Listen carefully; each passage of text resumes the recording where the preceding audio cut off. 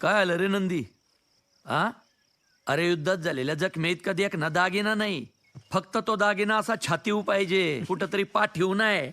पाठीव फक्त महाराजांनी शाबासी द्यायची आणि त्या शाबासीच्या बदल्यात आपण अख्खी मुघल सल्तनत छातीव घ्यायची. कुठल्या बी मराठ्याची जिंदगी बस इतकीच अशी छातीपाठीच्या मधी. काय जमल का? राव शब्द आहे तुम्हाला. जर का कधी येळच आली तर छातीची चाळण करल, पण पाठीची गाळण नाही उदानारा. बघू हेर खात्यातल्या माणसाला जमतंय का? का नाही जमणार? जमतंय की. बरं वा झालं कौतुक.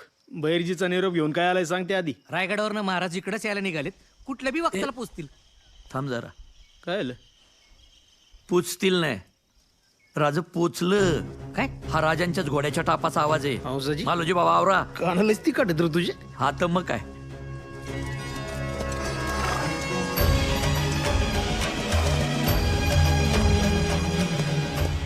राजा मुजरा घ्यावा. हंसाजी, महाराज इथवर का आले असा प्रश्न नाही पडला तुम्हाला?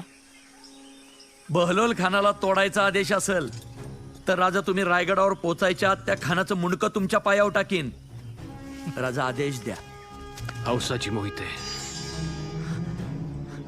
स्वराज्याला आता कुठल्या खानाच्या शिराची नाही तर तुमच्यासारख्या शूराची गरज आहे. राज उद्या पहाटे परशुरामाच्या मंदिरी सरसेनापती पदाची वस्त्र आणि तरवार देऊन प्रतापरावांचा वारसा तुमच्या खांद्यावर दिला जाईल. राज मी मारा मारा!